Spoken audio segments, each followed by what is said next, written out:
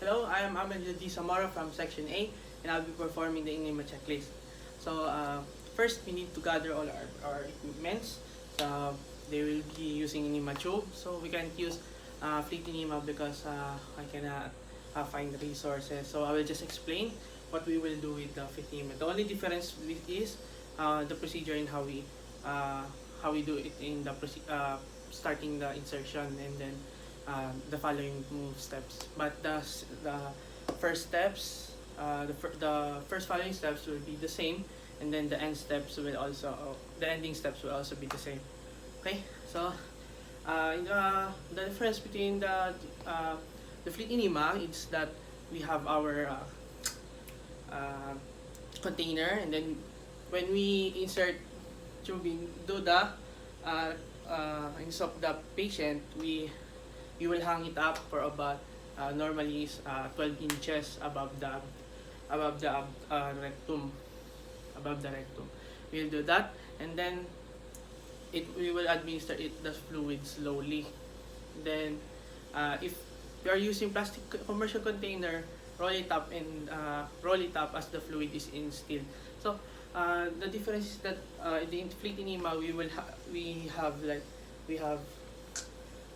need to hang the solution for it to flow into the rectum of the patient as we insert the enema. So today we will be using enema tube. Okay. Now we have gathered our equipments, then we will lubricate the tube. Let's pretend that we are lubricating the tube. Then we will run mostly the tubing is quite long, so we only improvise. So we take note that we only improvise, and it should be long, and we need to let the solution run through a little. So it needs to be close to the tube. So we will let the solution run. Now let us introduce ourselves to our patient. Okay, good day, sir. I am Mendes D. Zamora, student nurse from the University of the Philippines. I will be your assistant nurse for today. I'll be student nurse for today. And today we will be inserting enema, sir. So we will assess your basis. Okay. Then, do you have any questions, sir, before we start? So today we will be exposing some parts of your body, especially your inner part, right? Our part of your rectum, sir, and then as for your mission and all of our today, all of the things that we will do will only be between us and the health team, sir. And then I have already closed the door, closed the windows, and then the curtains. So is there anything you need, sir, before we start? And if there is none, can we start? Okay.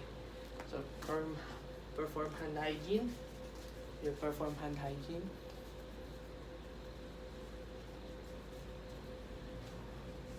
Then apply our gloves. Let's remove jewelries before we put our gloves. Our watches.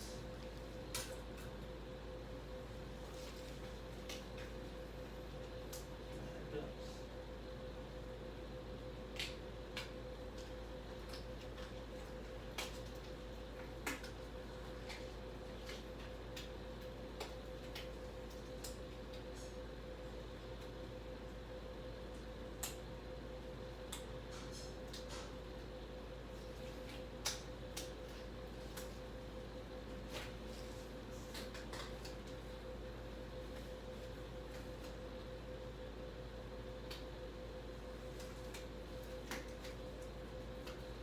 Note that what we will do is about improvisation, but we need to use, especially when we have the proper equipment, we need to do it using the proper equipment too. Okay.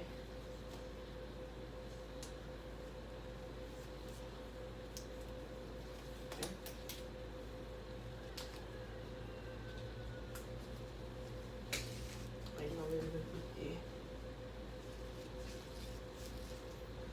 sir in the sideline position.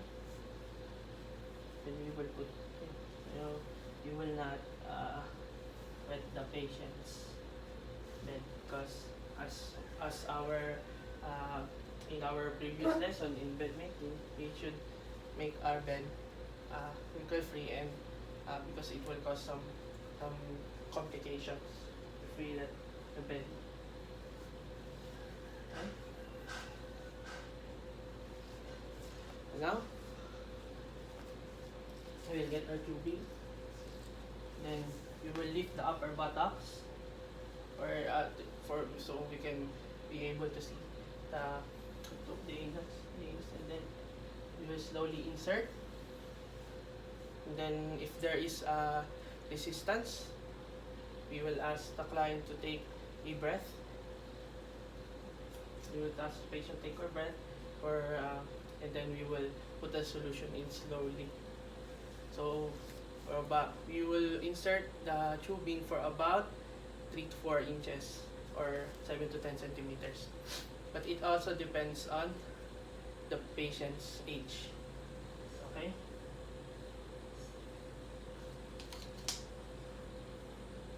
We insert. Okay? When we already finish inserting the enema, we will take a tissue or disposable or a disposable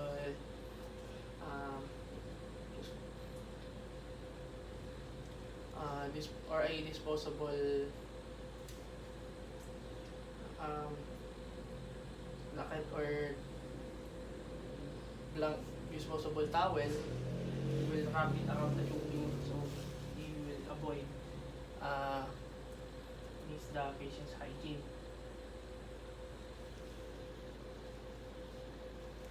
Then we remove. Then everything that we use will be discarded and put in the right place.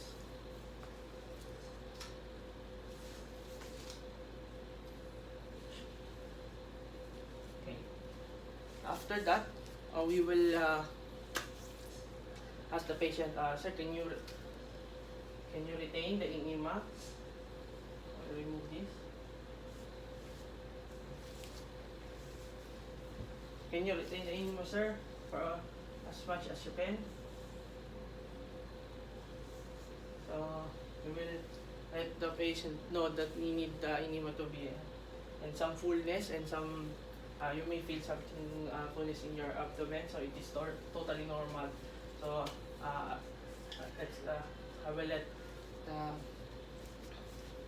I will assist the patient to sa bedpan or in the toilet if you don't have bedpan. So we have our bedpan, so we will assist the patient in putting.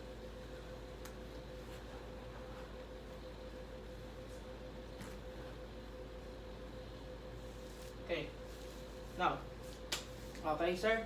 I will be going for a while, and the nurse, the call light is here, sir. Please call me if there's anything, if you need me. Okay? So I will be back, sir. Then we will go back, and then when the patient calls for us, we will put on our gloves again, and then we'll get our gloves.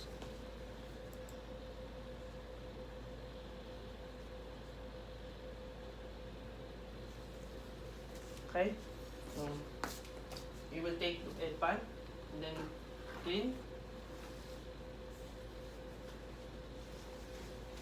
and then after we take the wet pan, and then in the next room, we will take the wet pan and then we will observe the faces. So, or if the patient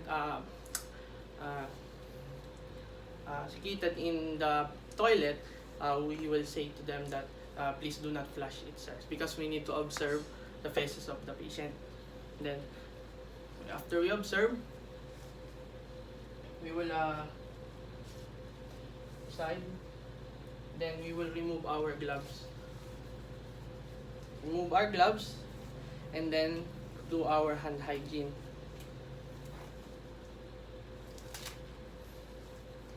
Okay, after we discard our gloves, put it in the the right container for the unsterile items,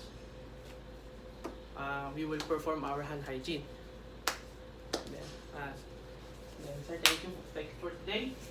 We are finished, and then we will be observing your faces when in order for us to know in what condition you are.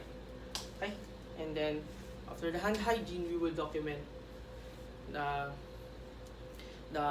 volume of enema given, and then the state of the faces that we have seen, or describe what we have seen in the result of the faces released by our patient.